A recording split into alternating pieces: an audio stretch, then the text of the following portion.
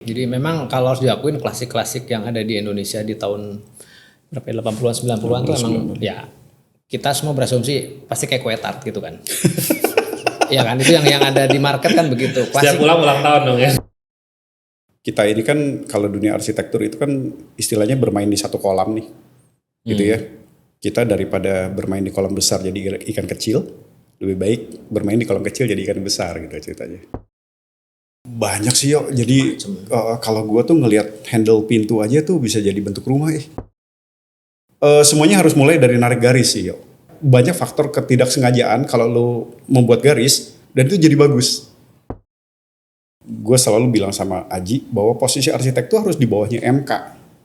Gitu ya. Koordinator lah ceritanya. Soalnya kalau arsiteknya selalu ngerasa di atas, nih proyek nggak beres-beres juga nih. Welcome to the Super Mario Show, and super inspiration is the name of the game.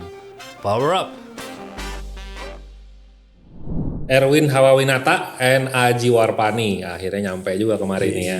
Selamat datang Lupa Maria. Selamat datang, terima kasih ya udah undang saya di sini. Nah, lo tuh, gue tuh kan motret project lo lumayan banyak juga ya. Jadi menurut gue tuh kalian tuh different ya, mostly kayak Instagram gue tuh isinya semua minimalis, modern, tropis gitu kan. Nah kalau lu punya kan selalu keriting gitu kan. Nah, ada detailnya. Nah gue pengen tahu kenapa lu decide bisa go ke keriting. Karena kan bukannya trennya marketnya semuanya kan ke minimalis gitu. Betul. Apa ya, jawabannya nggak ada orang yang mau bikin kita lurus ya. Sebenarnya kalau kita sama aja, kalau gue kan memang kenapa mendesainnya ke arah klasik atau orang bilang modern klasik gitu ya, karena background gue kerja dulu nih sebelumnya gitu loh ceritanya. Gue kan dulu kerja 10 tahun di Da Vinci. Jadi beberapa orang udah kenalnya tuh dengan predikat Erwin Da Vinci gitu ya. Jadi sebelum lu Da Vinci lu modern nggak? Kuliah ya juga sih. Kalau kuliah mah masih ini ya, bebas lah ya. Jadi abis lulus kuliah pertama kali gue kerja ya ke Da Vinci itu. Setelah keluar dari Da Vinci gue berdiri sendiri gitu. Ke Da Vinci-nya lu by choice emang lu mau masuk Da Vinci atau lu cari-cari kerjaan dapetnya situ? Dulu kan by koran. Oh, masih zaman koran ya bro? Iya, jadi dari Ketahuan tua kita. mungkin dulu kirim berapa ya? Ada 60 lamaran kali yo. 60 lamaran koran itu yang dipanggil mungkin cuma 3 ya. Tapi wawancara pertama waktu itu ke company itu dan langsung diterima ya udah. Langsung terima. Oke. Gitu sih. Jadi kenapa dipilih sana? Ya mungkin ya kalau dari gue segi backgroundnya itu. Terus kalau gue sama Aji lihat sendiri adalah kita ini kan kalau dunia arsitektur itu kan istilahnya bermain di satu kolam nih, gitu ya. Kita daripada bermain di kolam besar jadi ikan kecil, lebih baik bermain di kolam kecil jadi ikan besar gitu ceritanya. Gitu ya. Jadi kan mungkin kalau arsitek-arsitek sekarang agak menghindari tuh gaya gitu, entah dari suka atau tidak suka, tapi mereka hindarin tuh gaya-gaya klasik. Oh bukan style saya atau apa. Udahlah kita bermain yang mereka nggak mau aja gitu. Ceritanya gitu ya. Ya dan udah jadi kayak pakemnya kita. Oh ya udah kalau mau desain klasik atau semi klasik mungkin orang salah satu opsinya ke kita, lebih kayak gitu sih. Jadi ada unsur ketidaksengajaan juga dong artinya ya. Maksudnya karena lu awal dari Da Vinci situ udah nanggung terusan dikenalnya itu ya udah gitu dan lu menikmati juga gitu kan. Ya, memang ada proyek kita beberapa modern juga ada, cuman sama kita sengaja kita tidak terlalu highlight ya.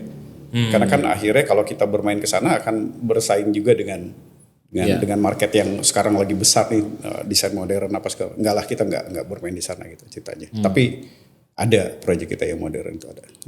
Kalau lu sendiri gimana Ji? Dulu awalnya juga kesana apa? Sebenarnya enggak, gue awalnya lebih random lagi gitu. Jadi waktu pertama kerja di Bandung tuh masih ngerjain yang modern gitu kan. Terus habis itu gue sempet kerja di Air Mas, gue ngedesainnya sebenarnya commercial building, hotel, mall kayak gitu-gitu kan. Nah, habis itu dua-duanya ini kan sama-sama kita kayaknya resign tahunnya sama deh. Kita udah kenal udah lama. Kan kita satu angkatan, satu kelas kita di Parayangan ya. Oke. Parayangan. Jadi Erwin kerja di mana, gue kerja di mana, terus kayaknya di saat yang kurang lebih bersamaan tuh kita dua-duanya resign, capek. Terus capek. Pusing jadi arsitek. Habis itu udah tua. Terus si Erwin jalan sendiri, gue jalan sendiri, terus kita tanpa sengaja kita ketemu di ATM. di ATM. Karena setelah kita lulus kuliah kita nggak ketemu lama, nggak kontak lama, tiba-tiba kita ketemu di ATM dan ternyata kita towernya sebelahan, kita tinggal di apartemen sebelahan ternyata. Terus saling, ketemu lagi segala macam, ternyata Erwin jalan sendiri, gue jalan sendiri, terus kita ngobrol-ngobrol, kita mutusin kita kerjasama aja yuk gitu kan. Gitu. Nah waktu itu project-project awal memang berhubung si Erwin dulunya juga basicnya klasik kan, jadi otomatis klien-klien pertama ya mintanya klasik, karena tahunya si Erwin klasik. Dan kita juga tadinya seperti si Erwin bilang, benar kita ngeliat ini yang main klasik jarang nih gitu. Anak-anak orang-orang arsitek tuh biasanya senangnya tuh yang modern, yang gayanya yang futuristik segala macam lah. Udah kita main yang sini aja. Iya. Di tahun kita jarang banget ya. Sekarang mungkin udah agak pemainnya dikit gitu. Ya. Udah akhirnya kita mencelupkan diri di situ sampai sekarang gitu. Cuman sebenarnya kalau sekarang dibilang modern minimalis lebih banyak, sebenarnya nggak mungkin, hampir sama ya. Sekarang permintaan klasik juga banyak banget. Jadi sesuatu yang dulu pemainnya sedikit, sekarang pemainnya justru tambah banyak. Jadi istilahnya kompetisinya makin luas gitu. Jadi boleh dibilang sekarang yang mau modern sama yang mau klasik sama-sama nih. Marketnya sama-sama besar juga gitu. Tapi apakah dulu dari awal kalian bergabung itu kalian sudah aware bahwa ini yang klasik yang main jarang nih, jadi gue biarnya sengaja beda gitu? Apa emang begitu? Apa emang udah pikir begitu ya? Karena dulu ya, waktu dulu masih begitu. Kalau sekarang banyak yang main klasik, banyak sekali. Iya, gitu. banyak sih, betul. Udah berkembang, jadi orang mulai lebih aware bahwa desain klasik itu bisa kelihatannya bagus juga, bisa timeless juga gitu. Tidak harus semua itu, misalnya anak muda tuh nggak harus desainnya modern minimalis gitu loh. Karena desain klasik pun bisa bergaya jiwa muda dan itu mulai disadari orang-orang gitu seiring waktu ya. Jadi sekarang kalau dilihat justru kalau gue pribadi ngelihat desain minimalis yang bukan makin berkurang gitu, cuman proporsinya udah mulai sama nih dengan desain klasik, permintaannya di market ya. Gitu. Yang nge-hire lu umur berapa ya kalau project klasik gitu? Kalau dulu yang lebih tua dari kita ya? Iya, 50 ke atas ya. Kalau sekarang 30-an ada. Lebih muda. 30-an? 30 sampai yang 70 juga ada. Wow. Umur 70 ada yang baru selesai nih ya. Baru selesai. Itu umur 70 lebih lah. Itu baru selesai, baru minggu lalu kita selesai dekor rumahnya segala macam. Kalau umur sekarang 30-an yang umur-umur 30 baru menikah, anak mungkin ada yang baru hamil, ada yang baru punya anak masih bayi. Permintaannya klasik juga. Tapi jelas dengan stylenya, kita ngebayangin klasik tuh bukan keriting ya. Iya. Kan kalau orang bilang, oh klasik tuh terlalu keriting segala macam. Menurut gue klasik tuh kan banyak stylenya. Ya. Nah terus kalau orang biasa suka nanya, Win stylenya kamu tuh apa? Kita nggak bisa ngomong style kita apa karena udah campur kan semuanya. Jadi kalau kita berharap sih, gue sama Aji kita pernah bilang, Ji kalau bisa tiap tahun ini kita punya gaya lagi yang kita rubah nih, biar desain kita waktu orang ngelihat fasadnya kita tuh nggak ketebak itu desainnya siapa. Gitu ya. Malah sengaja lu mau. Kalau bisa sih begitu yuk, kalau bisa gitu. Cuman kan kadang-kadang kan ada klien atau calon klien kita yang melihat portfolio kita, saya suka yang ini Pak, ini kayak gini aja gitu loh, kan gitu ya dari portfolio kita. Otomatis benang merahnya ada, tapi kalau kita bisa kan sama kita, masa desain tipikal kan gitu ya. Kalau bisa kita ada yang nyeleneh-nyelenehnya lah gitu. Jadi kadang-kadang desain kita tuh kayak sedikit ditabrak-tabrakin baik warna maupun bentuk, biasanya gitu. Gitu sih yuk. Kalau warna itu dari kalian yang propose atau dari klien? Dari kita biasanya, dari kita. Dari kita. Jadi kalau apakah kliennya tahu nih karakter klien beda nggak antara karakter klien yang desain modern gitu sama yang klasik? Kalau bayangan gue yang klasik pasti yang udah agak berumur lah ya. Bayangan gue gitu kan, karena jarang orang anak muda tahu maunya yang profil-profil gitu. Betul. Tapi gue kaget juga loh, belum ada yang muda juga umur 30-an. Kalau 30-an artinya ya gimana? Sama aja kali ya untuk. Iya, jadi kita tuh ada kebetulan nih proyek kita yang baru selesai ini. Jadi ada anak muda nih yang datang, entah mungkin kenalan dari si kliennya yang punya rumah atau apa. Dia sangat tidak suka dengan klasik sih sebenarnya gitu ya. Tapi waktu kita habis setting segala macam, istri bilang, kalau gini saya suka gitu loh. Ngerti ya? Jadi kalau menurut saya mungkin persepsi yang agak salah nih untuk di pikiran library-nya dia bahwa klasik tuh keriting. Seperti kalau dia Google klasik desain itu munculnya wah kayak istana-istana gitu. Sebenarnya nggak harus ke sana sih kalau menurut saya. Jadi persepsi aja sih. Jadi memang kalau harus diakuin klasik-klasik yang ada di Indonesia di tahun berapa ya, 80-an 90-an tuh emang ya kita semua berasumsi pasti kayak kue tart gitu kan. Iya kan, itu yang ada di market kan begitu. Setiap ulang tahun dong ya. Rumah klasik Rame, tuh. iya, semua ditempel. Rumah Betul. klasik kayak kue tart gitu. Pasti yang punya udah bapak-bapak gitu kan. Emang itu yang ada di kepala. Even waktu kita kuliah pun image itu ada gitu kan. Kita nggak pernah ngeliat rumah klasik waktu kuliah gitu. Kita ngeliatnya rumah-rumah yang ya wah yang keren-keren gitu lah, yang modern apa segala macam gitu. Cuman begitu mulai kerja, begitu mulai kita mulai memahami lebih lanjut, nah ternyata klasik itu tidak berhenti di situ gitu. Itu sebenarnya ada banyak gitu. Mungkin yang ada yang kita lihat tuh itu sesuatu yang kurang bener lah, yang kurang tepat gitu kan. Jadi ya udah kita membuat sesuatu yang lebih tepat dan seiring waktu klien market juga mulai belajar bahwa oh klasik tuh seperti ini ya. Sebenarnya bisa diolahnya sampai seperti ini, sampai Ya, sharing knowledge ya. tidak hanya sekedar kayak kue tart atau segala macam gitu. Nah, seiring waktu mereka juga akhirnya sadar dan ya itu yang tadi Sherwin bilang, tiba-tiba ada yang ngelihat sadar terus ya, udah gue mau deh kayak gini gitu. Ya, terus mereka juga kebanyakan kan yang generasi sekarang udah mulai apa ya, banyak sekali yang udah lulusan dari luar segala macam kan, mereka Banyak juga bisa referensi lihat ya. gitu ya, American Classic seperti apa. Terus habis itu mereka menyampaikan bahwa gue lihat kayak gini bagus di sana, bla bla bla gitu kan, gue pengen kayak gini. Gitu. Jadi ya Mereka kasih referensi. kasih. Kadang ada. Jadi Referensinya ada, apa? kan banyak, bisa dari Pinterest, dari Google segala macam. Karena mereka dari luar, mereka foto kasih, betul. ini gue suka nih rumah kayak gini gitu. Jadi ada beberapa klien yang sangat spesifik bahwa Win saya suka begini nih gitu ya. Tapi bukan berarti sama kita dijiplak abis terus dibikin. Enggak. Itu referensi dari mereka, ada benang merahnya gitu. Jadi dicombine sama stylenya kita lah ya kalau kita bilang. Tapi ada klien juga yang saya blank, udah ngikut kamu aja gitu. Nah itu kita explore. Jadi kadang-kadang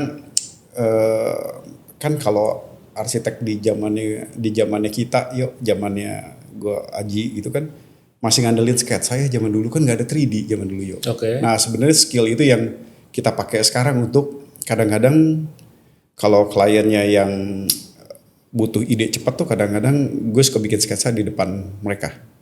Gitu loh, dengan garis-garis yang gue nggak ngerti mereka ngerti atau enggak, tapi ya udah bikin dulu aja, bikin sketsa gitu ya, kurang lebih begini pak gitu. Ya Itu pada tahap apa lo nge-sketsa? Kenapa? Di tahap apa lo nge-sketsa? Gue ada yang di tahap awal, jadi waktu Tahap yang awal tuh baru ketemu, baru kenalan gitu apa gimana? yang Toffee House itu gue lihat lahan, gue bikin sketsa saat itu juga. Gitu. Nah mungkin nanti gue ada sketsa aja sih. Jadi gue bikin sketsa bentuknya begini-gini karena waktu itu tuh ada kebetulan beliau pakai feng shui ya, pakai suhu gitu. Jadi gue bikin sketsa, oke dulu nggak nih sama feng shui-nya lu gitu loh. Kalau oke ya kita lanjut gitu. Oh ini bentuk ini bagus, di paraf tuh masih ada juga deh kalau nggak salah paraf form office-nya gitu. Janji dulu ya Pak, oke gitu ya. Iya oke dulu, kalau nggak rubah gambar terus nih gitu kan ya, karena itu dua disiplin ilmu yang kadang-kadang owner nggak bisa menangin arsitek atau si orang feng shui kan, dua-duanya harus kita sejalan lah, harus sejalan. Ada yuk yang kita langsung bikin sketch on the spot tuh ada gitu loh. Gitu. Tapi memang proporsi nggak bisa diterjemahkan 100% lah ya. Cuman nih konsepnya dari si arsitek ke sini nih gitu loh. Si owner bisa nangkep 10% aja menurut saya udah bagus gitu loh. Gitu Lu sih. belajar gambar di mana sih? Kalau lu nggak ada pilihan nyari duit cuman bisa dari gambar, lu akan melakukan Bisa. Bener juga. Desperate gitu kan. Jadi ada orang bilang, wah Win kamu jago ya gambar. Bukan jago. Terpaksa. Kalau kita udah keseharian kita nyari duitnya dari situ, otomatis ya akan jadi expert di gambar kayak gitu. Ya, gue kan suka lihat kan di story lu gitu kan atau di post lu kan lu sketching kan gitu ya. Betul. Menurut lu berapa persen keahlian lu dalam sketsa itu membuat mempengaruhi goal project lu? Gue bilang bisa 95%. 95%? Yes. Jadi gini yuk, dulu tuh gue membuat sketsa itu kan tanpa skala ya. Tanpa skala. Nah terus biasa nih kan partner gue nih, kan orangnya sangat teknikal nih. Win, sketsa lu ini bisa jadi bumerang kata dia. Dia gitu ya. Jadi kenapa kata dia? Karena proporsi yang lu bikin dan klien udah suka, sometimes nggak bisa dibikin nih. Ya bener namanya juga sketsa. Iya kayak lukisan yo gitu. Semuanya indah gitu kan ya. Nah, dia masukin unsur SketchUp di situ. Ya kan? SketchUp itu semua proporsional, baik dari situ gue baru mulai bikin sketsa. Nah, sekarang jadi sistemnya kayak dibalik. Jadi udah bikin Dena, Aji mulai develop dulu SketchUp-nya. Gue timpa lagi pakai sketsa. Jadi sketsa tuh kayak post pro jadinya. Plate plus pro. Maksudnya bodinya kita bikin nih tulangnya lah ya. Tulangnya betul. Gue bikin tulangnya udah bener nih, udah nggak mungkin salah lah tulangnya. Sisanya si Erwin bikin manusianya kayak apa gitu. Detailnya ya. Tapi nggak bisa cepet dong, kan lu mesti nunggu SketchUp dulu. SketchUp cepet ya bikinnya. Sehari beres kalau dia nih. Kan bikin tulang ya, bukan bikin detail ya, bukan Mas bikin detail kotak-kotak ya. Yang penting jendelanya proporsi, balkonnya proporsi nih gitu. Kayak gini deh, kayak gelas gini ya. Ibaratnya gue bikin silinder aja. Ini jadi silinder ya Win. Yang penting bawahnya harus segini, atasnya mesti segini gitu. Bawahnya nanti lu atur-atur deh. Gue bagusnya siapin nih gimana. langsung. Tapi silindernya jangan lebih tinggi dari ini gitu misalnya gitu kan. Oke. Gitu. Iya. Jadi lebih akurat ya. Lebih akurat, betul. Oke. Betul.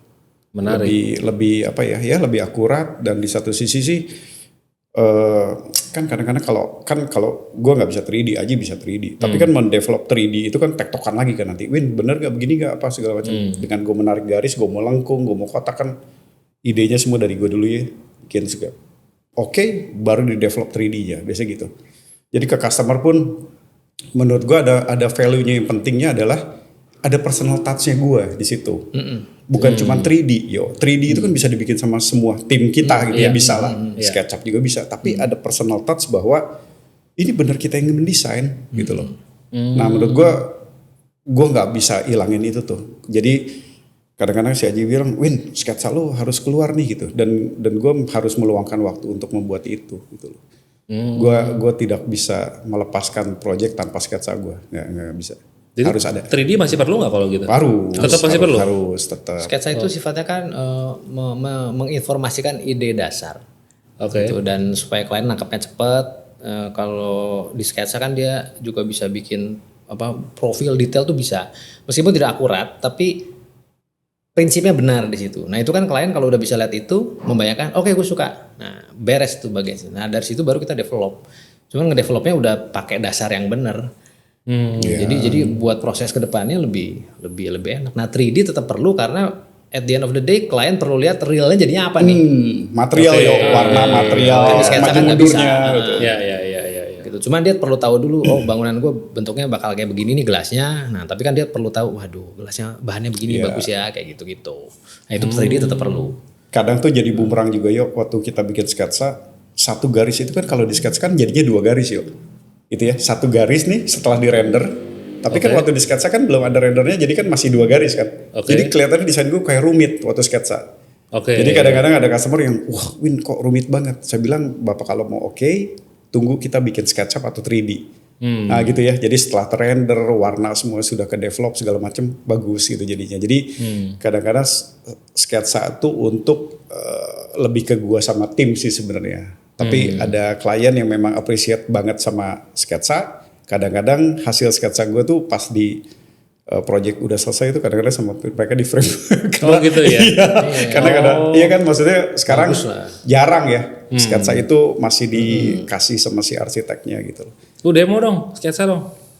5 menit lah jadinya apa kayak ini bangunan gue lu rubah jadi klasik lah. Gitu ya. Oh lu mesti bikin kayak detail kolom tuh. Kolom kan dulu kan ada, kalau klasik kan ada composite, Corinthian, Doric, Ionic kan gitu tuh. Nah jadi zaman gua dulu tuh mesti. Itu udah rekor kan? Kenapa? Udah Record belum? Oh nanti bisa di roll kok ini. I mean screen recordnya di. Bisa langsung videonya bisa ini. Oke. Jadi dulu kalau nggak gambar gini PHK ya? Iya jadi kan dulu mesti. Jadi jagoan. Iya. Nah terus kalau composite itu mesti ada ininya berapa gitu. Jadi kadang-kadang gambar kayak gini tuh kalau di lapangan itu kan si kontraktor kan atau subkon itu kan nanya, Pak detailnya gimana? Oh iya nanti saya keluarin gitu, saya email, kelamaan Nah jadi gini-ginian tuh kadang-kadang kita doing sketch, kayaknya semua arsitek juga gitulah. Bikin sketsanya di lapangan gitu langsung.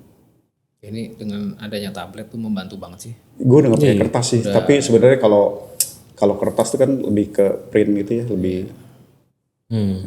enak banget. Lu udah menggambar kolom ini berapa ribu kali, Win? Kalau sekarang kolom ini gue udah gak pernah bikin, karena gue udah gak terlalu keriting kan sekarang. Oh gitu. Iya.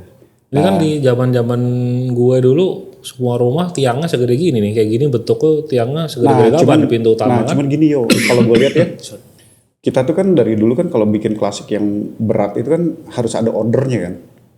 Jadi kita pernah tahu nggak atau arsitek yang klasik gitu ya, misalnya dia pelajarin nggak bahwa jumlah flute ini tuh harus 24 gitu loh. Oh ada jumlahnya? Iya, jadi sekecil apapun kolom, jumlah flute-nya tuh harus 24 yuk. Oh. Gitu loh. Jadi ada orang udah dibagi aja asal ada flute-nya, itu proporsi pasti nggak bagus. Gitu loh. Jadi terus kalau bentuk kolom tuh bentuknya tuh harus palem gitu loh. Harus mengecil ke atas, membesar ke bawah gitu. Kayak palem gitu. Jadi kolom yang benar tuh harusnya gitu. Nah itu tuh gue sama Aji tuh sangat concern tuh ke detil-detil gitu. Itu.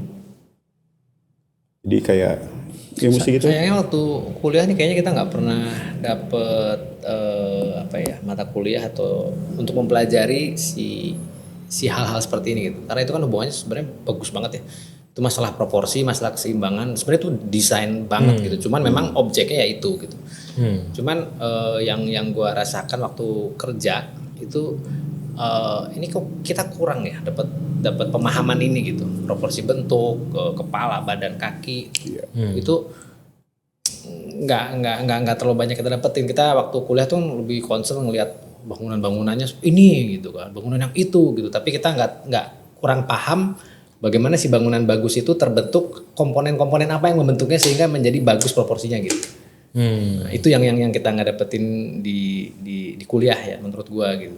Nah sekarang pas kita kerja mempelajari ini, wah ini penting banget nih sebenarnya. Terlepas dari ini mau bangunan klasik, mau bangunan modern, mau bangunan apa ya, itu kan cuma objeknya gitu. Cuman teori dan konsep proporsinya itu yang kita harusnya dapetin secara lebih intensif ya di kuliah sih. Nah jadi kayak gini nih yuk. Buset. Itu berapa lama bikin begitu? 2 hari lah. 2 hari berapa jam? Wah kalau gym kan Kira-kira lah, gitu kira-kira. ya. Per 1 hari mungkin 4 jam, jadi 8 jam lah. 8 jam ya? Betul. Ini kalau kan kualitas desain itu kan, kualitas gambar itu kan ada yang render halus, ada yang tidak render halus. Kalau ini udah sampai render halus nih, jadi kalau lihat kan garisnya berapa layer gitu ya. Ini sekarang proyeknya lagi tahap finishing nih, ini konsep dasar yang kita kasih ke klien. Gila. Ini. Jadi kita ngegambar pasti gini dulu ya di awal. Nah setelah itu baru dibuat kayak 3D-nya, sorry. Bisa ada 3D. Tuh. Lu dulu artinya kuliah A terus dong kalau gambar gitu. Kenapa? Kalau waktu kuliah A terus dong. Enggak, mana ada kuliah A sih, gambar nggak ada lah. Kan kita ada di gua apa ya? Estetika bentuk gitu. Iya, tapi kayaknya di angkatan kita banyak jago gambar. Gua tuh baru ngegambar gini pas gua kerja, yuk. Oh, karena karena gua ngomong-ngomong harus cari duit. Harus nyari duit. Dipaksa sama bosnya. Gitu yuk. Jadi gitulah kualitas. Oh, lebih menarik yang sketch loh menurut gua. Betul, karena beberapa klien kita yang sekarang kayak ngedeal sama kita pun, saya tertarik karena kamu bikinnya dari sketsa, kata dia gitu. Dia termasuk di V-Design lo dong gambar. Iya. Udah include kan. Iya, masih ada personal touch-nya lah, karena menurut gue pun gue suka ya begitu hasilnya jadi begini, terus realnya tuh kadang-kadang sama kita dibandingin before and after kan. Ini sketsanya gila ternyata gini, terus hasilnya gini. Ya Coffee House juga ada sketsa awalnya tuh yang masih mirip gak? Iya bagusan udah jadi lah yuk, udah ketahuan dimensi segala macam. Sketsa awalnya gue bilang wah gila kok klien bisa approve ya konsep kayak gini gitu loh. Gitu sih. Terus di tim lo ada yang bisa gantiin lo, yang gambar harus lo terus nih? Aji sebenarnya skillnya sama. Ya, cuman dia memilih tidak. Kembali lagi di angkatan kita dulu di Parahyangan, skillnya tuh sebenarnya semua sama. Jago-jago lah semua ngegambar gininya. Maksudnya dulu tuh jadi satu standar ya Ji. Iya. Jadi nggak ada sesuatu yang lebih dari mungkin lebih ke passion ya. Kalau passion, ya masa sketsa kita sama-sama harus bisa sketsa, bukan suka sketsa waktu kuliah. Cuman begitu udah kerja kan, Erwin mungkin kayaknya passion menggambarnya lebih tinggi nih, menggambar as in general ya. Jadi dia akan suka gitu bikin sketsa, apalagi sketsanya sesuai dengan pekerjaan arsitektur gitu kan. Nah kalau gua mungkin lebih suka dengan teknologi. Maksudnya gini, perkembangan dari dulu kita ngegambar tiba-tiba ada AutoCAD, tiba-tiba ada 3D apa segala macam. Gue tuh ngikutin dan gue explore di situ gitu. Jadi pas sekarang gue lebih passion gue lebih di R&D build ya? di komputer gitu. Gitu di teknologinya gitu, rendering apa segala macam. Makanya dulu gue sempat jadi 3D juga gitu karena gue senang explore di situnya gitu. Jadi emang sesuai minat pribadi masing-masing aja gitu. Cuman objeknya ya sama arsitektur gitu. Udah jalan Jadi kalian complementing jadi ya sebenarnya. Iya, makanya kan yang pas kita ketemu tuh jadi waktu dulu kan Erwin sketsanya langsung kan live gitu. Cuman memang ya namanya kan sketsa ya banyak errornya lah. Banyak errornya. Nah nanti kita akan ada repot pas di developmentnya gitu. Nah kita justru harus sketsanya bagus tapi harus kita komplement dengan sesuatu yang lebih real gitu. Jadi kita bikin modelingnya dulu yang benar sesuai dengan ini DNA dan segala macam, baru ditimpa sama sketsa dan itu jadinya sih menurut gua bagus ya karena cepat sekali gitu. Jadi kalau kita mesti nge-build sampai 3D sampai jadi ya lama banget waktunya. Belum lagi kalau revisi bolak-balik kan dengan adanya sketsa kasih basic modeling sketsa, ini kurang suka, set balik lagi 2 hari balik lagi selesai sketsanya udah oke, udah kita nge-build 3D-nya tuh udah istilahnya udah finishing aja gitu. Transfer ide dulu lah ya, yang penting transfer ide, konsepnya yang dibuat si arsitek kayak apa gitu ya. Nah udah kalau udah sama konsepnya udah tinggal rendering gitu ya, itu sih. Jadi kalian bagi tugasnya specifically gimana nih? Kalau berdua nih dalam project. In general semua konsep itu berawal dari Erwin. Semua konsep desain ya. Konsep desain berawal dari Erwin. Ini maunya begini. Nah setelah maunya begini itu konsep itu harus develop kan untuk jadi sesuatu yang lebih real. Nah itu di situ gue mulai mendevelop nih. Seperti ini. Mulai terjadi pertengkaran di situ. Mulai terjadi pertengkaran. Pertengkaran rumah tangga gitu. Nah ini lu bikin gini kagak bisa bro gitu kayak gini-gini tapi gini-gini tapi ya jadi ada kompromi dan itu ada komunikasi terus tak tektok sampai jadi sesuatu yang udah mateng gitu dan itu adalah kombinasi dari sketsa dari technical dari modeling apa segala macam sampai jadi sesuatu yang utuh gitu. Nah itu proses itu berjalan terus sampai projectnya selesai gitu. Nah cuman kalau gua ngerasa gua concernnya lebih ke sesuatu yang fungsional dan teknikal. Nah begitu udah sesuatu yang sifatnya estetik gitu kayak misalnya pemilihan warna, boleh bilang gue udah nggak peduli dalam tanda kutip gitu. Jadi Win ini pakai warna apa gitu misalnya, ini aja sih yang warna coklat tua gitu. Ya udah, gue sih udah nggak memperdebatkan coklat tuanya seperti apa karena coklat tuanya dia sama coklat coklat tuanya kan belum tentu sama. Iya, betul. Itu kalau kita mau debat sampai kiamat juga kelar gitu kan. Jadi harus ada yang menentukan mau coklat tuanya yang mana nih. Yang ini ya sudah yang itu gitu. Jadi ya gue udah percaya gitu maksudnya ya yang dia pilih gue percaya bagus gitu. Jadi nggak yang kayak gitu nggak perlu diperdebatkan gitu. Ya kecuali kalau yang sifatnya yang teknikal yang Win ini kalau bikin ini bahaya banget kayaknya kita simulasinya salah nanti mobilnya kayak gini. Nah itu kita bisa berdebat cukup panjang gitu. Karena itu sifatnya fungsional dan teknikal gitu. Cuman kalau udah estetis biasanya sih gue udah gimana lo ya, ada pagar masing-masing lah yuk. Ada koridor masing-masing jadi, lah gitu. Kaptennya satu gitu kan satu kapal kan. Kalau udah teknikal ya gue harus serahkan kaptennya ke dia. Itu udah jadi lepas kunci semua gitu. aman. Kayak siapa mobil ya. Jadi kalau udah ke finishing gue udah nggak terlalu banyak ajak dia nih karena menjadi perdebatan. karena susah loh misalnya kita sepakat nih wallpaper krem gitu. Pas kan ada di wallpaper ada krem itu kayak. Kalau gue bilang sih gini Win, enggak aja ini. Ya tapi kan lu bilangnya krem muda, ini muda. Enggak itu tuh kayak gitu. Kayak laki bini. Enggak selalu aja. Yang penting jangan jadi pink gitu aja kan. Kayak gitu. Terus kalau inspirasi desain lo dapat dari mana tuh nyari-nyarinya? Kalau kalian sendiri lah. Banyak sih yo. Jadi kalau gue tuh ngelihat handle pintu aja tuh bisa jadi bentuk rumah kalau gue gitu. Gue yakin semua arsitek begitulah. Jadi apapun. Jadi misalnya ngelihat tumbler gitu ya. Tumbler ini, kayaknya bagus nih buat nooknya rumah gitu loh. Jadi dari manapun sih yo. Kalau gue bilang. Jadi benar-benar lo setiap kali random aja. Kemanapun lo otak lo termuter atau ya kadang-kadang desain gitu. Iya, jadi kadang-kadang kalau ngelihat jalan nih kemana, ngelihat ada satu pintu bagus, cuman gue lihat sudut ininya doang nih bagus itu tuh bisa jadi kayak amuba ya. Menurut gue desain tuh kayak amuba, dari satu poin yang menurut kita interest jadi berkembang nih, jadi satu rumah nanti jadi desainnya gitu loh. Gue punya prinsip sih begitu sih yo. Jadi ide bisa dari mana aja sih? Bagaimana caranya tuh ngelihat kayak randomnya tumbler bisa jadi atap gitu kan?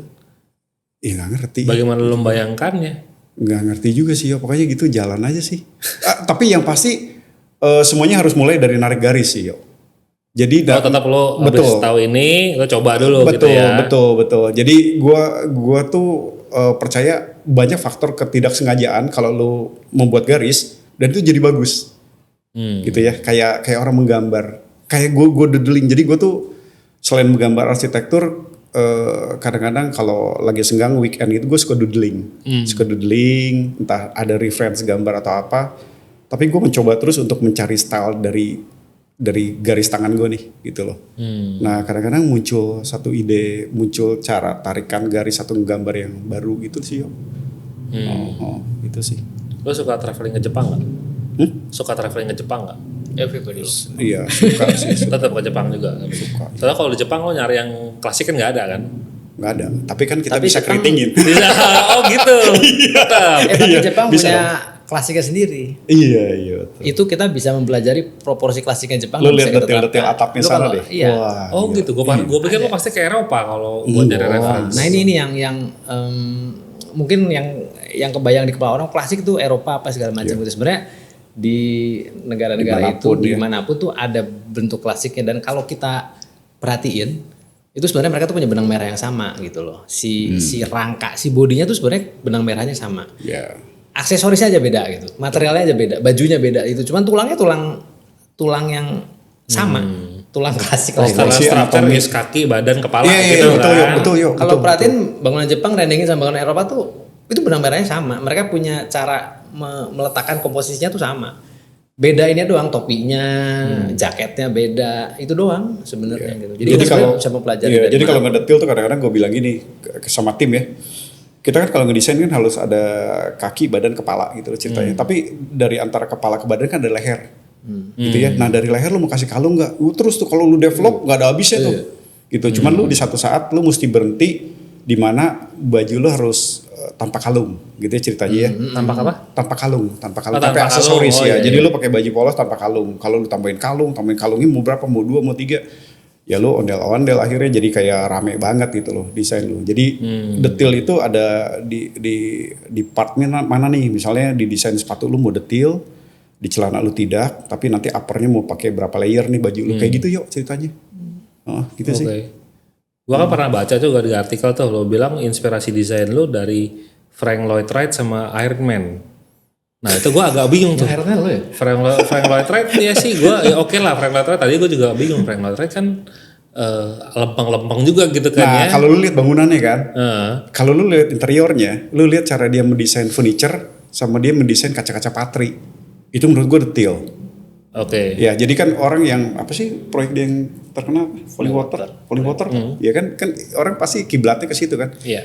Tapi kalau orang develop orang mulai mencari lagi Frank dengan detail-detailnya, lihat dia punya desain kacanya, itu detail yo, nggak cuma garis-garis lurus doang. Kalau garis lurus tapi dibuat dengan detail gitu ya. Jadi kalau menurut gua ya dia sih gila lah, Dia- referensi semua arsitek lah ya. Kalau menurut gua dia arsitek yang bisa pakai elemen-elemen yang basic di combine tapi jadi bagus gitu. Jadi dia nggak perlu membuat bangunan yang kayak wah muter sana muter sini balik sana balik sini enggak, dia cuma pakai elemen yang sangat standar garis bidang itu doang. Dia combine, dia bikin proporsi dan proporsi itu bagus sekali. Dan sampai sekarang kalau kita lihat bangunan-bangunan orang gitu banyak sekali yang benar-benar ngambil referensinya, kebaca banget dia ngambil itu dari Frank Lloyd Wright sebenarnya gitu. Dari kalau kita pelajarin bangunannya Frank Lloyd Wright satu-satu gitu ya. Banyak banget bangunan sekarang tuh yang ngambil Sadar nggak sadar komposisinya. ya, sadar nggak sadar jadinya ke sana proporsinya. Sana gitu. Dan bagus aja sih. Dia bisa membuat sesuatu yang basic jadi indah dan timeless. Itu sih yang menurut gua keren dari dia sih. Oke, Frank Lloyd Wright gue bisa ngerti lah, kan gue juga arsitek dulu kan. Lalu kalau Iron Man tuh Nah, itu mah Apa nih? lebih ke glamournya lah ya kalau menurut gue. Lu yang ngomong kan? Iya asal ngomong lagi. Enggak lah kalau menurut gue kalau kita bicara Iron Man itu kan lebih ke lifestyle ya dia ya gitu loh. Lifestyle gaya hidup dia yang cukup baik. Maksudnya gini lah, secara image-nya tuh glamor gitu loh. Glamor digabungin sama Frank, menurut gue glamor sama sesuatu yang sifatnya simple kali ya. Kalau si Frank sih kalau kita bilang dia tuh jujur ya secara arsitektur gitu loh. Ya kita gabungin gitu loh antara glamornya itu sih kalau menurut gua gitu. Oke. Iron Man in terms of gaya hidupnya si Robert Downey gitu, maksudnya sebagai Tony Stark-nya kan. Dia ya gitu loh. Kayak statusnya dia kan wow gitu ya kalau di Avenger kan dia statusnya paling ini. Dia mah bukan superhero kan, jatuhnya orang kaya jatuhnya. Iya orang kaya. Iya kayak Batman orang kaya. Kayak Batman iya. Modalnya adalah duit. Dia nggak perlu super power dapat Krypton kayak sebenarnya nggak perlu. Money. Gitu sih. Oke. Terus lo sendiri sekarang kalau mendapatkan project tuh bagaimana sih? Proses lo mendapatkan project?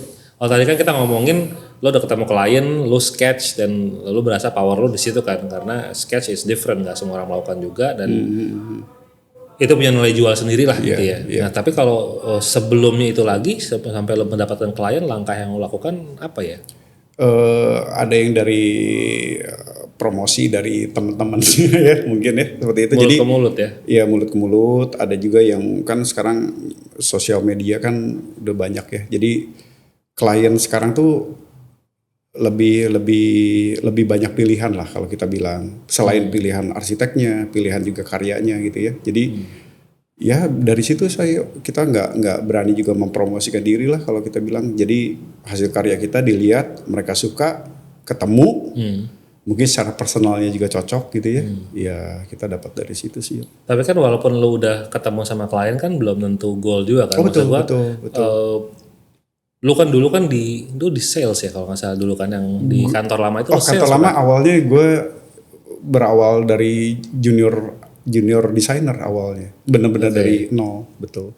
Dari junior designer. Posisi terus terakhir GM. GM-nya bener general semua ya. General, betul. Indonesia ya. Yang lu belajar paling banyak dari situ apa? Dari kantor itu? Menjual diri dalam tanda kutip. Menjual diri, oke. Menjual diri itu maksudnya gini yo, bukan kita bilang kita yang terbaik atau apa, bukan. Sebelum orang menyukai karya kita, orang harus menyukai kita dulu secara personal. Gitu ya. Oke. Jadi kita nggak usah ngomongin proyek itu goal atau tidak, desain kita bagus atau tidak, kita jago atau tidak, itu bukan kita yang nilai lah, semua si calon kliennya kita. Tapi yang pasti kita harus memastikan bahwa kita membawa diri yang baik dulu nih pertama ke dia. Ya, first impressionnya dia terhadap kita gimana, itu menurut gue paling penting.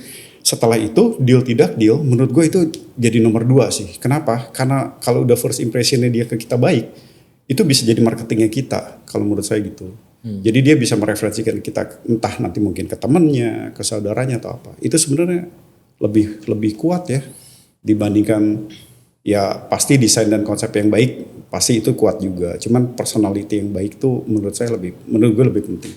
Bagaimana cara make a good first impression as an architect? Mana ya Ji ya? Yang pasti mesti nanya klien lagi. Bukan. kita harus datang, berhubung sebagian besar proyek kita kan private residence ya. Ya. Jadi itu beda lah sama commercial building gitu. Kita datang itu harus, private residence itu sangat personal. Dia mau bikin rumah buat dia tinggalin dari tidur sampai tidur lagi dia di situ gitu. Jadi si klien itu harus tahu persis dia tuh berhadapan dengan siapa gitu. Dan semua akan lebih menyenangkan saat kita sudah menjadi teman gitu, karena saat kita sudah menjadi teman dengan klien itu bisa bercerita apapun, hal-hal yang sifatnya personal, karena itu akan berpengaruh ke desain rumah yang kita desain gitu loh. Kita harus tahu behaviornya dia seperti apa, kebiasaan dia seperti apa, mobilnya dia apa aja tuh yang jenisnya apa, itu semua berpengaruh terhadap desain rumah kita gitu, karena rumah itu kan boleh dibilang nggak ada standarnya kan. Sama sekali nggak ada standarnya desain rumah itu. Jadi makin kita menjadi teman baiknya klien, makin kita dekat, makin kita paham si klien ini tuh di dalam rumahnya tuh maunya apa gitu. Karena kadang-kadang mereka tuh nggak bisa ngomongin secara teknikal, secara langsung gue mau rumah gue gini-gini, nggak bisa. Karena kan mereka kan istilahnya boleh dibilang mereka kan bukan arsitek, mereka kan awam. Mereka cuma bisa bercerita dan kita yang harus menganalisa. Dan itu hanya bisa terjadi kalau kita jadi teman baik gitu. Jadi makanya kalau kita, yang saya bilang, kalau kita ketemu ya pokoknya kenal baik dulu, mau ngedil nggak ngedil itu urusan kedua gitu. Karena kalau awalnya udah start bagus, kesana itu udah pasti enak deh. Ngedil, kalau udah ngedil ya jelas jadi enak banget. Ya. Kalau nggak ngedeal, ujungnya dia ngerekomen kita ke temennya dia juga kok. Karena dia ngerasa, nih si Erwin cocok nih anaknya baik gitu. Cuman kebetulan gue mungkin mau ngerjain proyeknya nanti, tapi teman gue lagi mau ngerjain nih Win. Lu kontak deh gitu. Seringnya Lu begitu. tes duluan si Erwin lah. Kalau jelek lu kasih tau. Iya, gitu sih. Yo. Ya, tapi cara berteman gimana kalau lu baru ketemu sekali, 2 kali, gimana lu masuknya gitu? Ya kan, lu punya trik khusus nggak tuh? jadi pendengar yang baik dan jadi teman bicara yang baik, yo. Pendengar yang baik. Iya ya? dong. Sekarang kan gini, mereka kan manggil kita untuk pengen tahu ilmunya kita apa. Tapi ya kan kita juga mesti tahu dia butuhnya apa. Itu ya. Oke. Iya kan kan arsitek bikin rumah bukan buat si arsiteknya, kan buat kliennya kan. Ya kita mesti dengerin dia maunya apa gitu. Terus sharing knowledge juga ya. Sharing knowledge dalam arti kata kita mesti tahu juga ilmunya dia apa gitu. Win saya punya kebiasaan ini gitu. Ya kita juga mesti kasih tahu dia mana yang benar dan mana yang tidak. Keputusan bukan mana benar mana tidak, mana yang nyaman mana yang tidak. Keputusan masalah saya lebih nyamannya begini. Kalau set saya harus 2. Saya kalau di kamar mandi itu sebelah-sebelahan sama istri saya di toiletnya gitu loh. Ya sudah, itu nyaman. Kan kita nggak bisa bilang, wah Pak masa Pak lihat-lihat nggak bisa gitu. Dan itu ada. Itu ada. Jadi maksud kita ya sudah, cuman kita tinggal menerjemahkan yang menurut dia sudah jadi kebiasaan dia, kita bikin lebih baik gitu ya. Oke. Itu sih yo. Kan lu kan kalau nih Win gue punya kebiasaan gini nih. Oh, nih dibikin lebih baik gini dengan ABC, Bapak suka nggak gitu loh. Kan gitu ya. Jadi teman ngobrol. Jadi kuncinya pendengar yang baik. Jadi listening to the client's needs gitu ya. Iya, kita datang bukan buat men-celebrate ourselves gitu ke klien kan gitu. Iya. Kita datang untuk bekerja sama klien gitu. Klien perlu rumah, kita bisa mendesain rumah, kerjasamanya gimana gitu. Jadi nggak yang kayak, wah ini gue arsitek nih, lu mesti dengerin gue arsitek rumah bagusnya kayak gini. Ya kan bukan kita yang tinggal di situ. Karena di setiap project tuh yuk menurut gue semua problemnya baru dan solusinya tuh jarang yang bisa diulang dari proyek yang sebelumnya. Semuanya spesifik. Oh spesifik. Jadi menurut gue di setiap kita terima proyek yang baru pasti problemnya ada yang lagi yang baru gitu. Jadi menurut gue sama Aji nggak pernah ngerasa kita udah paling jago di proyek. Nggak pernah. Di setiap proyek pasti ada pengalaman baru, problem baru, solusinya harus baru gitu loh. Gitu sih. Tapi kan tadi kalau lu bilang lu belajar menjual diri, tapi kalau tadi listening itu kan jadi kayak bukan kegiatan aktif ya, lu jadi lu pasif gitu. Apakah ada langkah yang lebih, misalnya lu benar-benar gue jual diri nih, gue tuh jago atau gue paling terkenal atau apa? Apakah ada langkah itu? Ya masa ada selling prosesnya ya. Kalau tadi kan listening proses ya, of course it's also itu juga proses menjual, tapi menjual yang pasif kan. Kalau menjual aktifnya tuh bagaimana ya? Kalau klien udah ngajak kita ketemu, itu sebenarnya mereka udah pelajarin kita sih, kalau menurut gue gitu. Gitu ya, jadi lu nggak pernah ngomong terlalu banyak sih yo. Sekarang klien udah bisa lihat lu dari siapa aja, bisa nanya tentang kita dari siapa aja gitu ya. Bahkan mungkin ya kan dia punya teman, punya subkon yang nanya kami gimana, ngerjain proyeknya gimana gitu ya. Terlepas dari plus dan minus gitu loh. Tapi pasti mereka udah pelajarin kita gitu. Iya. Jadi nanti kalau gitu online presence juga sebenarnya penting ya. Iya, penting. Sebagai tahap awal mereka filtering kan. Betul. Dan menurut kita ketemu sama klien tuh memang penting, nggak bisa terlalu diwakilin gitu. Jadi kenapa saya sama Aji nih masih handle langsung ketemu kliennya gitu loh. Ya, butik lah kalian lah ya pokoknya ya. Yap. Gitu sih yo. Gitu. Menarik. Apakah ada itu ya? Lo sendiri belajar nggak sih kayak trik buat kayak selling or marketing gitu? Ada belajar nggak specifically? Enggak lah ya. Semakin lo ketemu orang kayaknya semakin bisa itu deh. Iya sih, cuman yang nggak tahu ya. Kalau yang gue pelajari selama bekerja itu salah satu cara menjual diri itu ya jangan menjual diri secara arogan. Obvious gitu. Secara obvious banget nih, jualan banget, jualan obat banget. Nah, jadi ya gimana ya? Klien itu sebenarnya gini, klien itu perlu orang untuk diajak bekerja sama. Sama aja kayak kita kerja. Kalau kita kerja di kantor kan Erwin sama gue kalau nyari staff tuh bukan cari cari yang dari universitas ini yang IP-nya segini, enggak, kita nggak nyari kayak gitu. Kita carinya yang saat duduk gue berbicara dia bisa diajak kerjasama, attitude-nya bagus gitu. Masalah ilmu sama aja, ilmu itu akan kita dapatkan saat kita bekerja dan kita punya pengalaman gitu. Nggak ada hubungannya sama lu dari universitas mana, IP lu berapa, kagak ada hubungannya, nggak ada urusan itu. Semua itu didapatkan saat kita kerja gitu. Tinggal masalahnya staff yang akan kita ajak kerja ini bisa jadi teamwork yang baik nggak gitu loh. Attitude-nya oke nggak? Kalau gua susah lu mau ikut susah nggak gitu loh. Gitu. Kalau itu udah oke, kerjasamanya akan enak. Nggak peduli dia dari universitas dari uni mana, IP berapa, nggak ada urusannya gitu. Sama klien juga gitu. Klien kan sebenarnya kalau klien mau mencari arsitek yang luar biasa yang terbaik ya jangan dari Indonesia, dari Amerika aja banyak gitu yang top notch-nya dan mereka pasti sanggup bayar arsitek gitu. Cuman mereka mencari orang yang bisa diajak kerjasama untuk membuat rumah personalnya mereka gitu. Jadi menurut gue ya nggak ada ilmu marketing yang khusus selain kita menjadi teamwork yang baik buat klien kita gitu. Jadi jangan kita datang bawa, gue arsitek lu nurut sama gue. Pokoknya kamar yang bagus kayak begini aja. Kayak dua belah pihak lah ya. Kayak kita tuh nganggap kayak diri kita juga sebagai klien. Kalau kita nggak mau digede-gedein ya kita tidak melakukan itulah aja sih. Sesimpel itu. Kalau kita nggak nyaman ya jangan kasih ke klien gitu. Iyalah betul. Sesimpel itulah ceritanya ya. Apa ya kadang-kadang ya kayak komunikasi lah ya. Kalau kita bilang sih ujung-ujungnya segitu sih. Jadi menurut lo arsitek adalah salah satu kekuatannya adalah ilmu komunikasinya juga ya, mengkomunikasikan ide juga kan, dan menangkap ide klien juga nih. Kalau gue lihat lebih kayak kalau nggak tahu ya kalau di Indonesia terutama kan arsitek tuh kalau gue kadang-kadang pernah bilang sama Haji, arsitek tuh kayak ilmu sosial ya sebenarnya ya, lebih gimana ngehandle orang ya, lebih mau tahu gimana personalitinya dia, gimana cara kita berbicara, intonasi kita gimana, itu tuh penting sih kalau menurut gue ya. Iya kan? Lu ngomong desain lu jago apapun, klien nggak suka sama lu disikat terus juga. Percuma. Iya. Soalnya gue juga pernah baca bahwa 90% pertengkaran terjadi karena cara menyampaikan pesannya. Coba beda intonasinya, beda. Intinya sama. Dan kita harus mau menempatkan posisi kita di klien.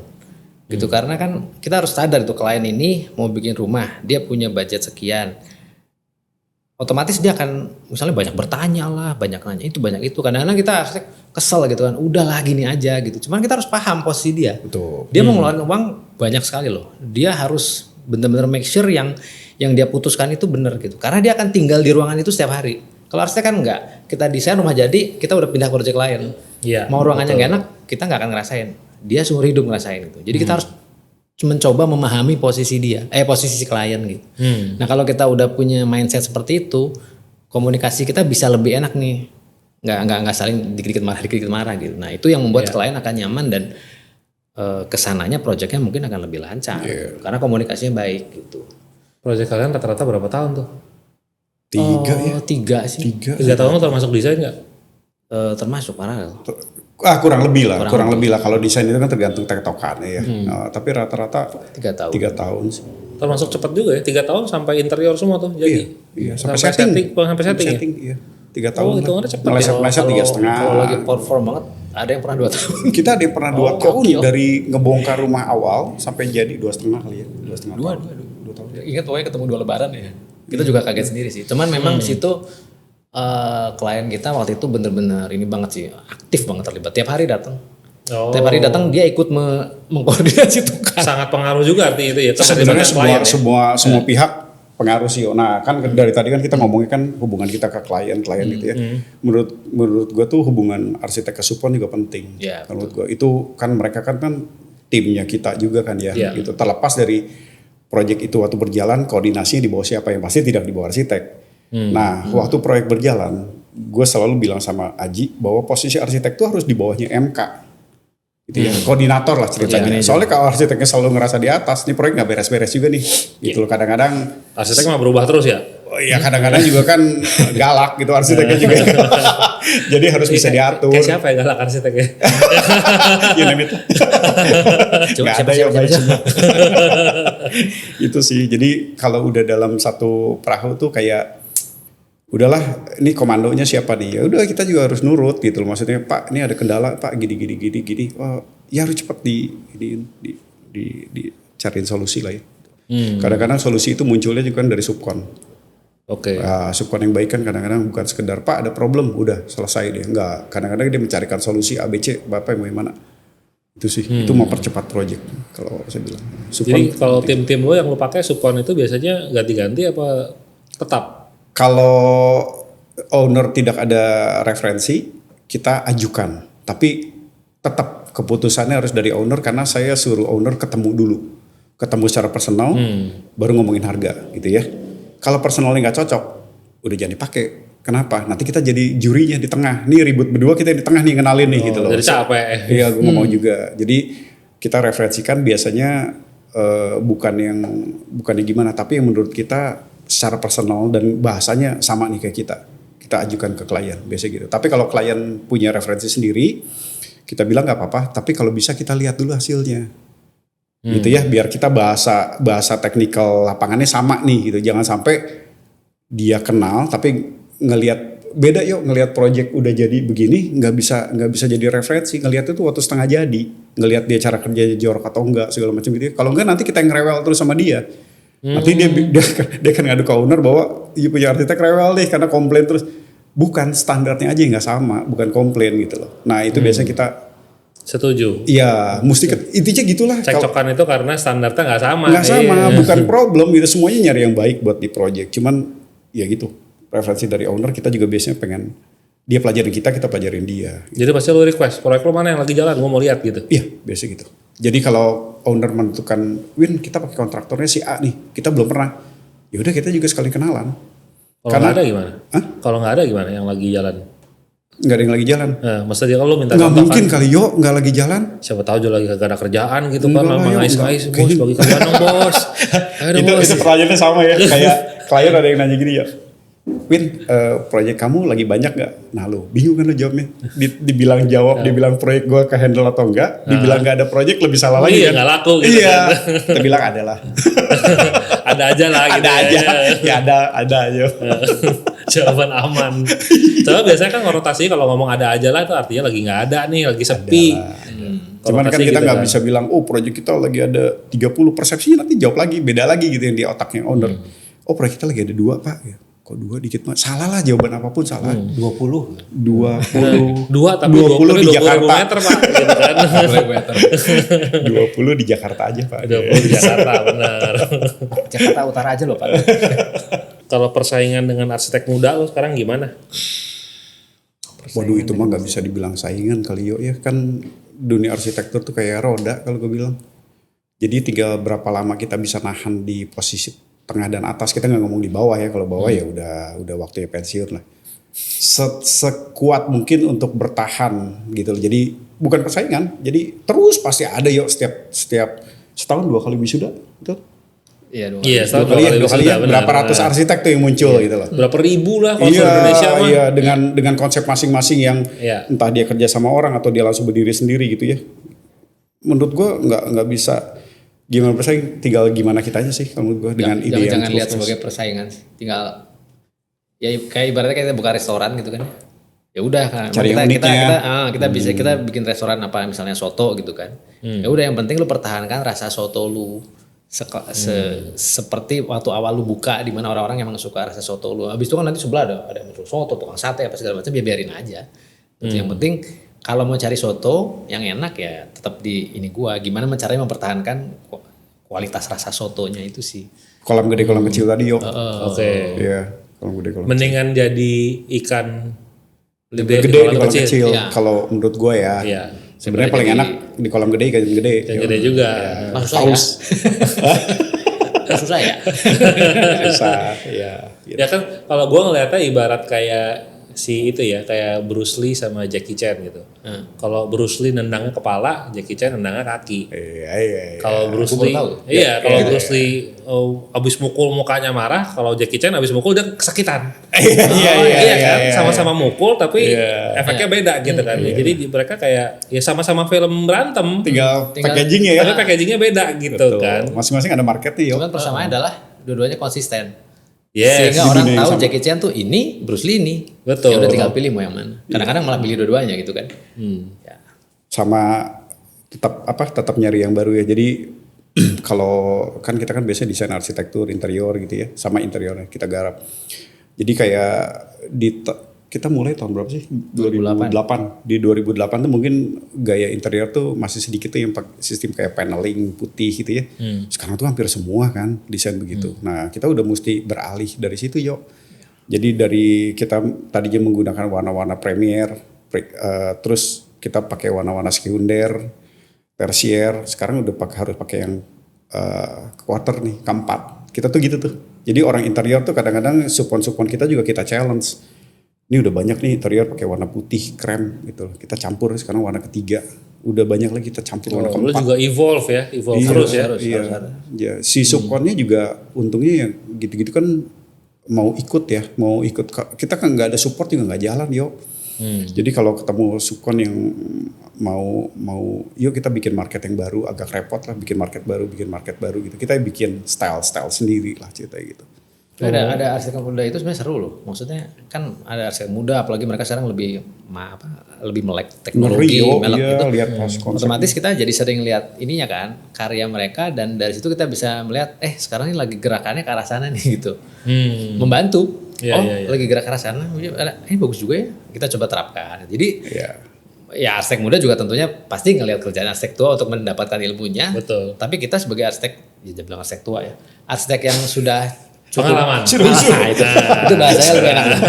Sebagai sudah pengalaman, kita juga belajar dari yang muda gitu. Jadi kita nggak pernah tuh, kita kalau di lapangan kan suka ada tuh arsitek tua ketemu arsitek muda. Siapa sih? Ya suka. Mulai gibah. Siapa? Galak banget om gitu. Kalau kita enggak, kita ya justru kita ajak. Kita pernah muda. Seru-seruan aja gitu. Jadi saling bertukar ilmu, karena pasti ada aja yang ilmu yang dari mereka yang bisa kita serap tuh pasti ada. Gitu, karena mereka dari generasi yang baru gitu. Kita nggak bisa sombong hanya gara-gara kita sudah di bidang ini berapa tahun lebih dulu, nggak berarti kita lebih dari mereka, itu enggak. Pasti mereka punya sesuatu yang bisa Beda kita umur doang ya. serap. Beda umur. doang, ya. Mereka pun punya sesuatu yang bisa mereka serap dari kita. Jadi ya udah timbal balik aja gitu. Artinya tim lu banyak tim anak muda nggak? Ya paling tua kita. Ya Paling kita, pengalaman. Paling tua.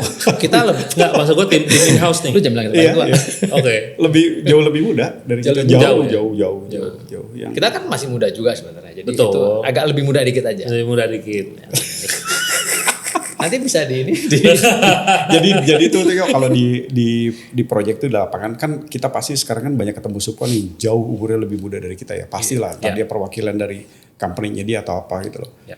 Kita tuh ngelihat kayak kita zaman dulu. Iya. Kita kan muncul dulu juga cupu gitu loh. Nah kalau kita nggak transfer ilmu, nggak akan berlanjut nih proyek kita nih gitu. Kadang-kadang ketemu subkon yang baru kan yang dikirim biasanya anak muda nih, jauh lebih muda dari kita. Yes.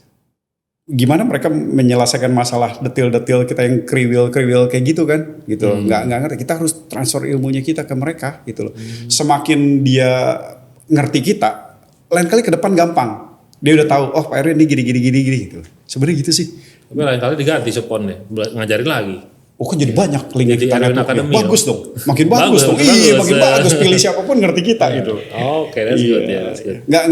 Kita nggak pernah ngerasa apa ya, pokoknya kayak yang muda kita nggak cerita dia masih muda belum kayak ilmu nih. Senior apa segala macam. Kalau di dunia kerja mah nggak ada senior junior menurut gue ya. Nggak ada lah, orang kita juga masih banyak salah di proyek kok. Maksudnya ya udah, maksudnya cuman kebetulan lu udah tahu duluan dan dia lagi mau cari tahu udah gitu doang. Nggak ada fungsinya juga kita sombong gara-gara kita lebih tua duluan gitu kan. Jadi ya. Iya. Ngomong-ngomong gue pernah ngeliat paneling profil-profil gitu, ada orang yang pakai beton. Kalian pakai beton atau pakai kayu pernah. biasanya sih? Kayu ada, Mostly kayu. beton ada. Beton kita pernah. Bedanya apa GRC sih kalau beton sama kayu itu? beda detail halusnya aja sih Ya, sebenarnya. looks-nya beda, feel-nya beda. Kalau lihat mata langsung ya gitu. Kalau di foto Sama mungkin harga beda. Harga juga Mahalan beton ya? kayu. Kayu. Oh mahalan kayu? Kayu. Oh mahalan kayu. Gue pikir mahalan beton. Soalnya kayak beton gue berasanya kayak lebih fix gitu kan. Kayak ini gak bakal rusak punya nih. Kalau kayu ntar ada rayap, ada apa gitu. Juga sih. Detailnya beda. Terus kan Feel ya. iya kayu juga kan banyak ya kelasnya ya. Jadi kalau bilangnya lebih murah ya banyak, MDF apa segala macam gitu juga lebih murah sih pasti. Tapi kalau udah pakai kayu solid gitu ya, pakai WPC, itu udah anti rayap segala macam, catnya udah Milesi, itu kan udah standarnya udah di atas. Sekarang material kan sebenarnya udah di engineered semua kan. Kayak wood ada engineered wood udah ada yang udah nggak kena rayap, dikasih hujan, kasih banjir juga tetap diem barangnya gitu. Sekarang marmer juga udah ada sekarang, engineered marble. Udah bukan ada, udah bukan motong dari gunung lagi. Ya udah barang pabrikan aja, cuman udah mirip marble. Dia belum semirip banget, cuman semuanya basically si material-material di building ini udah banyak yang di engineer jadi lebih long lasting. Nggak kekejar yuk, kadang-kadang kita segitu banyak ngerjain rumah ya. Kadang-kadang kita juga jadi kayak, ada material ini ya gitu loh. Iya, sering banyak. Nggak ada senioritas kalau udah gitu yuk, kita nggak ngerti apa-apa tentang produk dia. Iya, orang sering yang anak-anak muda jelasin ke kita kayak, ada ya material itu ya. Iya Pak, ini gini. Oke, gitu. Maksudnya jadi kita kan yang nggak bisa tiap hari. Nggak bisa tiap hari cek material ada baru apa lagi nih gitu kan. Iya, gitu sih. Jadi kalau dari lo nih, kalau pesan buat arsitek muda yang mau merambah ke dunia klasik, apa? Mana ada pesan ya, semua itu punya formula sendiri-sendiri sih yuk kalau gue bilang. Jadi kalau bocorin formula lo dong. Bocorin formula lo dong. Jadi kalau gue bilang apa yang jadi poin plus lu itu yang lu tonjolin. Jadi nggak usah, kalau gue sih ngelihatnya nggak usah terlalu khawatir dengan siapa pesaing lu, marketnya lagi apa gitu ya. Lu punya kelebihannya di apa, ya lu fokus ke situ aja gitu loh. Karena market tuh kalau menurut gue, ya gue nggak tahu apakah kita cukup beruntung dengan dapat marketnya sekarang. Mungkin banyak juga yang mencoba atau udah bergerak di bidangnya kita juga mungkin belum. Cuman masalah waktu sih menurut gue. Kita cuman cukup beruntung aja gitu. Kalau menurut gue tidak ada yang kita tidak jago, kita tidak famous atau apa, enggak, beruntung aja yuk kalau menurut gue gitu. Ada marketnya, ada orang yang suka, dan ada yang mau keluar duit buat bayar desain gitu. Itu yang paling penting kan. Kalau nggak percuma, nggak kebangun. Iya, betul, itu aja sih kalau menurut kita. Kalau gue tuh ada, ini yang waktu itu gue sama kita ada presentasi waktu di Venice ya. Oh iya. Nah, itu yang kita presentasi, kita ikut award gitulah. Bukan award gitulah, kita harus presentasi sesuatu di Venice itu. Nah ini yang gue juga bahas. Menurut gue pesan yang paling, ini sebenarnya pesan ini tidak hanya untuk arsitek baru, tapi juga mungkin buat kampus-kampus jurusan arsitektur ya gitu. Karena menurut gue yang harus diperkuat dari lulusan-lulusan arsitek dan mungkin juga jurusan-jurusan lain adalah kemampuan komunikasi dan presentasi. Kemampuan kita mendeliver ide kita ke orang lain, orang awam terutama gitu. Karena kan kita mendesain rumah buat orang awam, bukan buat arsitek lagi gitu kan. Yeah. Nah, kemampuan komunikasi dan presentasi itu yang menurut gue sangat minim gue dan Erwin dapatkan waktu kita kuliah. Gitu. Jadi waktu itu kita pengalaman, kita di Venice, kita presentasi karya kita. Sebenarnya karya kita kalau dilihat secara objektif, boleh dibilang kita tuh cukup di atas karya-karya arsitek luar lah gitu. Bukannya mau menyombong, cuma maksudnya kayaknya kita bagusan kita arsitek, gitu. Karya arsitek Indonesia pada umumnya ya. Jadi karya-karya orang luar juga banyak juga yang bagus, cuman banyak juga yang sebenarnya ya biasa aja gitu dia. Plain lah gitu. Plain. Cuman karya yang biasa itu dipresentasikan dan dikomunikasikan dengan sangat baik oleh mereka. Iya, itu. Mereka tuh cara bercerita tentang proyeknya, kepercayaan dirinya, cara mendeliver ide-idenya tuh luar biasa baik sekali, sehingga membuat karya kita yang mestinya lebih baik dari mereka itu jadi malah tidak lebih baik. Iya. Jadi tidak menarik dan nggak ada gregetnya, nggak ada soulnya. Gini doang gitu ya. Iya, kayak gini doang gitu. Padahal karya mereka sudah biasa aja, tapi mereka tuh bisa menyampaikan soulnya si desain ini, sehingga orang-orang tuh terpana. Even kita pun terpana gitu. Wah gila keren nih gitu. Nah itu yang gue rasa ini sih skill yang harus dikembangkan oleh arsitek muda dan harus terus di develop sama kampus supaya lulusan-lulusan kita punya kemampuan itu seperti arsitek-arsitek luar gitu. Karena di sini kita tuh bener-bener kita tuh cuma ngerti teknis, kita tahu ini tahu itu, tapi kita nggak bisa mendeliver itu ke market dengan baik. Gitu. Presentasinya tuh storytellingnya nggak bisa ya. Itu tuh bisa berbunga-bunga yo. Jadi sialnya waktu ini tuh acaranya IDOG Award ya. Kita waktu itu dapat undangan, salah satu karyanya kita masuklah ke sana. Kita diundang ke Venesia, kita datang. Yang salahnya kita presentasi yang pertama yuk. Iya, nggak ada benchmark. Jadi gue sama Aji oke lah kita pede, kita secara teknikal arsitektur, mendesain segala macam kita ceritakan. Di presentasi orang yang kedua atau ketiga, si panitia ini interrupt. Jadi dibilang kita tidak perlu cerita secara bahasa halusnya mereka ya. Jadi kita tidak perlu cerita teknikalnya, tapi gimana Anda mendesain itu yang kita perlukan. Mati kita udah ceritanya terlalu boring lah ceritanya. Nah yang berikutnya ceritanya begitu.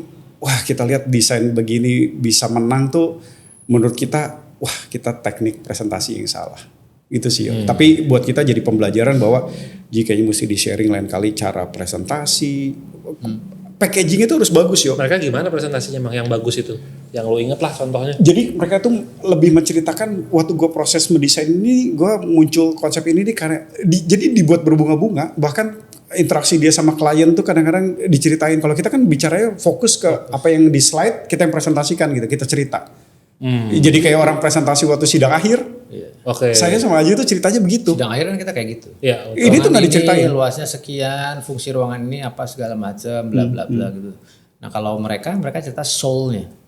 Bangunan ini soul-nya apa sih? Gua apa yang ada di balik ini yang membuat bangunan ini menjadi menarik, apa segala macam dia cerita gitu. Kenapa gue pakai ini karena ini menarik aja. Iya. Jadi contoh gini yo. Jadi gue inget tuh ada salah satu desainer waktu dia mempresentasikan satu ruangan, ada sofanya tuh bentuknya bibir. Dia cuma cerita, kenapa gue taruh itu bibir di situ sofa? Karena waktu suaminya pas masuk ke ruangan itu dia bisa dapat kesan istrinya lagi cium dia. Semua orang bisa tertarik dengan omongan kayak gitu. Kan gitu kan. Ada gitu loh. Smart gitu ngerti gak sih kalau menurut gue? Wah gitu. Itu gimmick. Karena by nature orang itu suka dengan cerita. Kita tuh suka dengan cerita. Kita suka cerita mistis, kita suka cerita hikayat, kita suka cerita gosip aja kita suka kan gitu. Maksudnya orang tuh perlu cerita itu, orang tuh perlu ada sesuatu di balik itu dan kita nggak boleh lupa. Yang kita hadapi itu arsitek menghadapi orang awam. They don't care about luas ruangan berapa, tinggi ruangan, apa sirkulasi udara. They don't care gitu.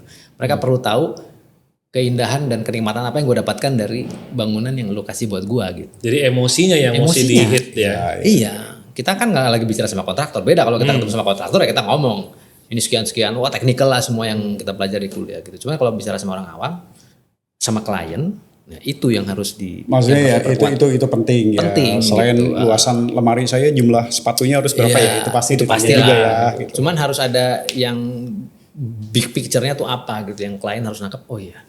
Gue suka nih kayak gitu. Betul. Itu sih yang pesan paling utama menurut pesan gue kita sih. ya. Wah kita di kuliah gak diajarin lagi cara presentasi gitu segala macam. Nggak ada ya.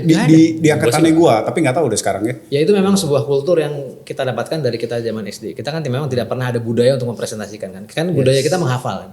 Iya. Dulu kalau di sekolah kalau murid mau nanya kan jadi kurang ajar kan. Kita Kurang nggak ajar. pernah nanya. Dianggapnya bodoh. Ya nggak bodoh juga iya. Jadi kita nggak pernah berani nanya. kurang Kan? ajar gitu Iya, kan. Yang sekarang gue nggak tahu sih. Tapi ya zaman gue juga dulu begitu. Nggak pernah nanya.